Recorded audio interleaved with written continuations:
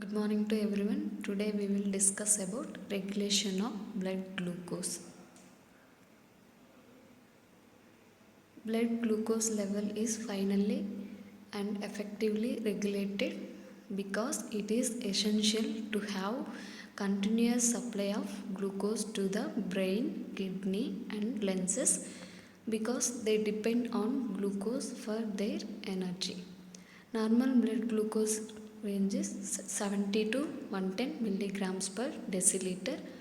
Normal fasting blood glucose is 80 to 120 milligrams per deciliter, and normal postprandial blood sugar is 140 milligrams per deciliter.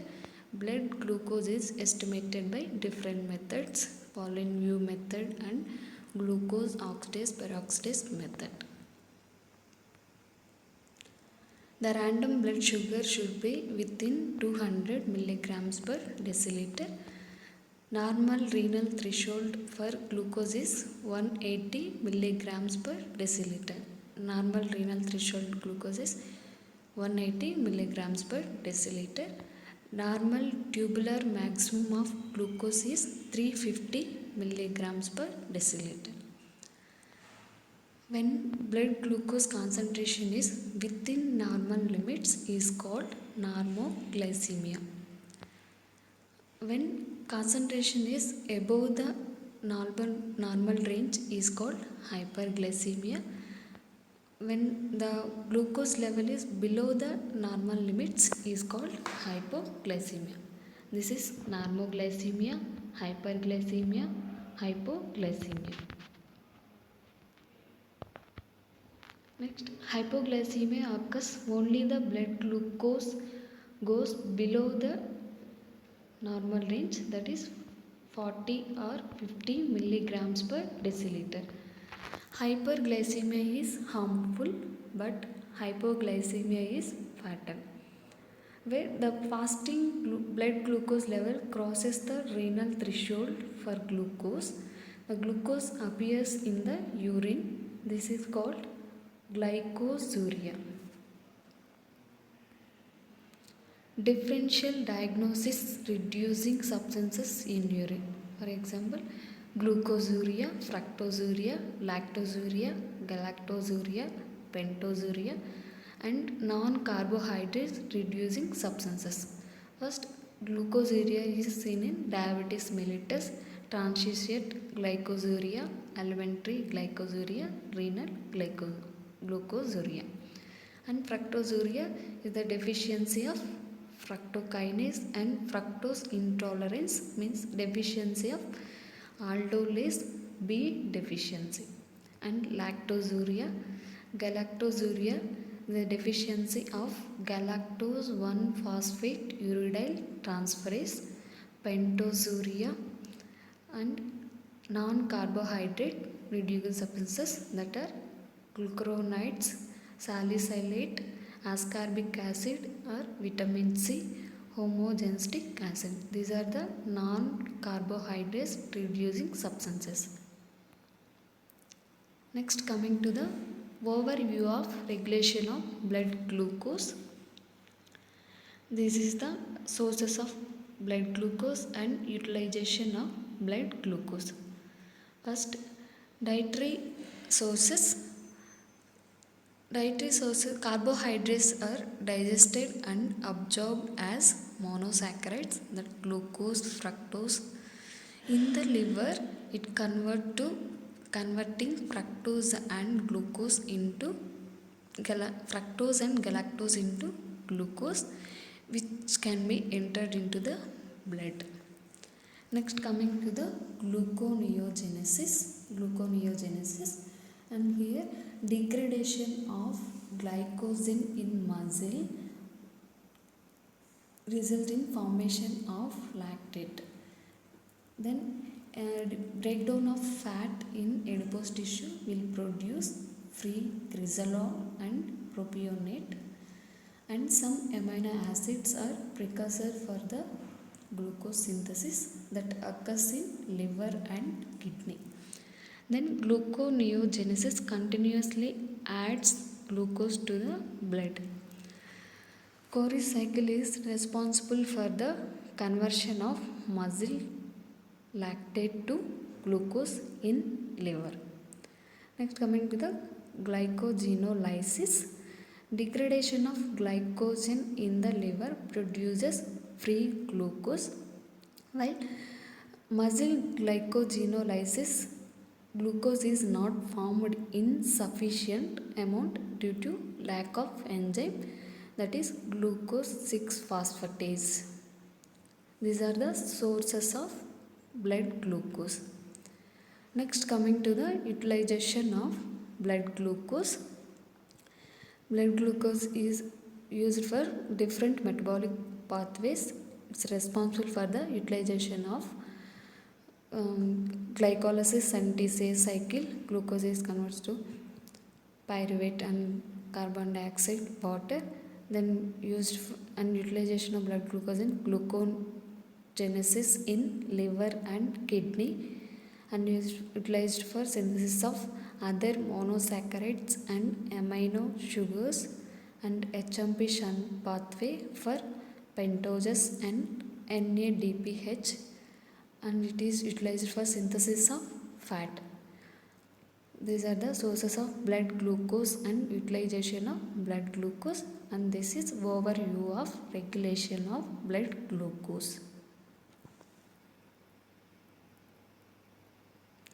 Next, about 50% is used to yield energy and 40% is used for synthesis of ketone bodies, and 10% is used for glycogenesis and endocrine. The liver, kidney, adipose tissue and glands plays important role in regulation of blood glucose. Next, coming to the postprandial regulation of blood glucose level. Immediately after food, glucose is absorbed in the intestine and enters into the blood, which increases the blood glucose level. This increased blood glucose following intake of food, glucose stimulates the secretion of insulin hormone by beta cells of islets of Langerhans of pancreas. Then hormone insulin carries to plays an important role in the regulation of blood glucose. The insulin decreases the blood glucose level by increased uptake and utilization of glucose by peripheral tissues, storage of glucose to glycogen, and it converts to fats. This is the postprandial regulation of blood glucose level. Here mainly insulin is important role in the regulation of blood glucose. Next, coming to the regulation of blood glucose in fasting state. Normally 2 to 2.5 hours after meals, the blood glucose level falls to near fasting levels. It may fall further and it prevented by process which adds glucose to the blood. For another 3 to 4 hours, hepatic glycogenolysis helps in maintaining the blood glucose level. Thereafter, gluconeogenesis helps in maintaining blood glucose for another 24 hours. Ketone bodies helps in maintaining blood glucose level during prolonged starvation. Liver is the major organ that supplies the blood glucose for maintaining blood glucose level. This is the regulation of blood glucose in fasting state. Next, coming to the hypoglycemic and hyperglycemic hormones. Different hormones plays an important role in the regulation of blood glucose level. First one is hyperglycemic hormones. These hormones which increase the blood glucose level are called hyperglycemic hormones. For example, hyperglycemic hormones are glucagon epinephrine, non-epinephrine, thyroid hormones, glucocorticoids, and growth hormones. These are the hyperglycemic hormones: glucagon, catecholamines, thyroid hormones, glucocorticoids, and growth hormones. Next, coming to the hypoglycemic hormones. These hormones decrease the blood glucose level, are called hypoglycemic hormones. Hypoglycemic hormones are insulin and somatostatin.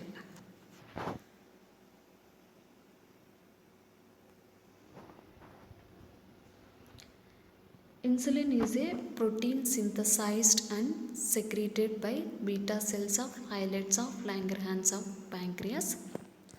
Insulin synthesis occurs in three stages: pre-proinsulin, proinsulin, and insulin. Pre-proinsulin consists of 109 amino acids which undevelops proteolytic cleavage to form proinsulin. Proinsulin consists of 86 amino acids with 2 polypeptide chains linked together by C-peptide. This connecting peptide is removed by specific proteolytic enzyme to form insulin. Insulin consists of 51 amino acids with 2 polypeptide chains called as A chain and B chain. A chain consists of 21 amino acids and B chain consists of 30 amino acids joined together by 2 disulfide bonds formed between 16, 7 and 20th of A chain and B chain 7th and 19th of B chain.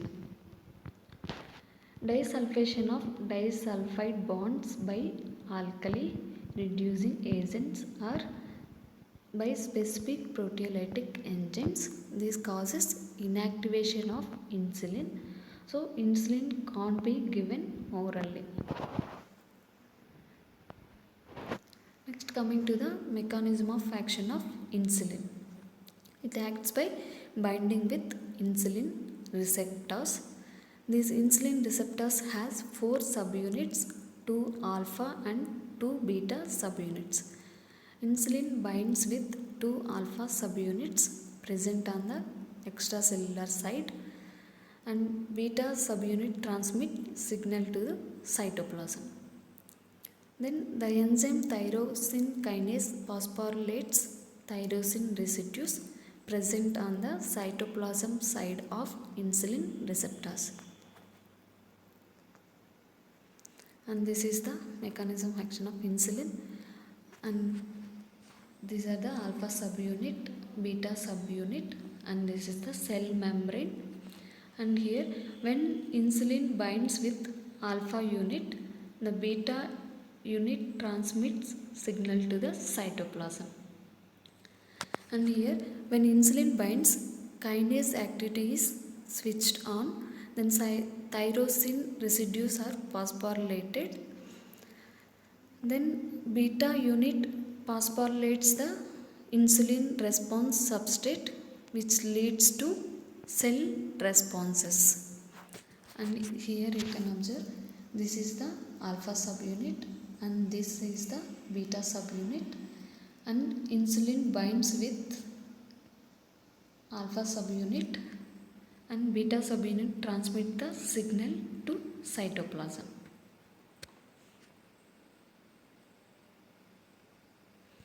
Insulin mainly acts as anabolic hormone and plays an important role in regulation of carbohydrates, proteins, and lipid metabolism.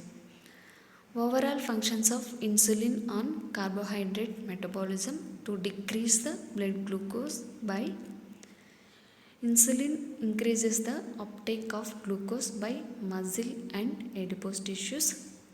Insulin stimulates glycolysis and glycogenesis, and it stimulates the HMP shunt pathway, hexose monophosphate shunt pathway. It inhibits the gluconeogenesis and glycogenol lipolysis, and it stimulates the lipogenesis. And this is the insulin. Insulin increase the glycogenesis for conversion of glucose to glycogen, and it stimulates protein synthesis, and it decrease the breakdown of proteins into amino acids, and it stimulates the uptake of glucose into muscle and other tissues, and it inhibits the gluconeogenesis and glycogenolysis, and it increases the synthesis of fatty acids and decrease the breakdown of triglycerides in adipose tissues into free fatty acids. Next, coming to the somatostatin. This is the one of the hypoglycemic hormone. Somatostatin is secreted by D cells and pancreas. Decrease the glucose by decreased activity of growth hormone and glucagon. Next, coming to the hyperglycemic hormones. First one is glucagon. Glucagon is a hyperglycemic hormone, and it is secreted by alpha cells of islets of Langerhans of pancreas. And glucagon increases the blood glucose level by stimulates the hepatic glycogenolysis and stimulates the gluconeogenesis, and it decreases the glycogenesis. It inhibits the glycolysis, TCA cycle, HMP, shunt pathway, etc. This is the glucagon.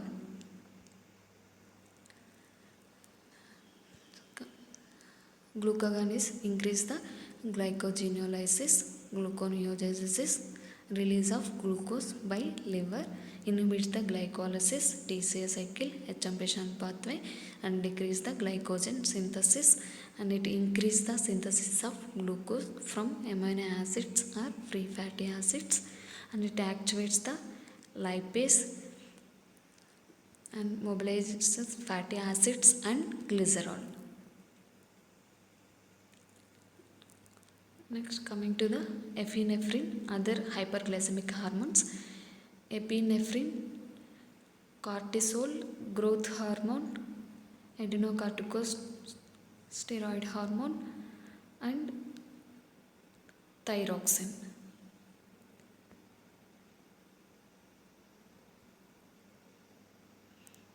Epinephrine, it is secreted by adrenal medulla. It enhances the release of glucose from glycogen, and it decreases the glucose utilization, and it increases the release of fatty acids from adipose tissue. That is epinephrine. Next, cortisol. It is secreted by adrenal cortex. It is stimulated by gluconeogenesis, increase the breakdown of proteins and fats. Next, growth hormone. It stimulates the gluconeogenesis and lipolysis. ACTH, it is secreted by anterior pituitary hormone. It enhances the release of cortisol, and it stimulates the release of fatty acids from adipose tissue. Next, coming to the thyroid hormone, that is thyroxine. It is secreted by the thyroid gland. Action, it increases the rate of intestinal glucose absorption, and it increases the release of glucose from glycogen. These are the hyperglycemic hormones and actions. Hyperglycemic hormones: glucagon, epinephrine, cortisol, growth hormone, thyroxine, ACTH, and hypoglycemic hormones: insulin and somatostatin.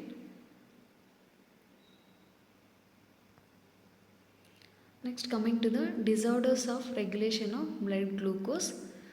Hypoglycemia means below the blood glucose level, overdose of insulin, and von Jekis disease.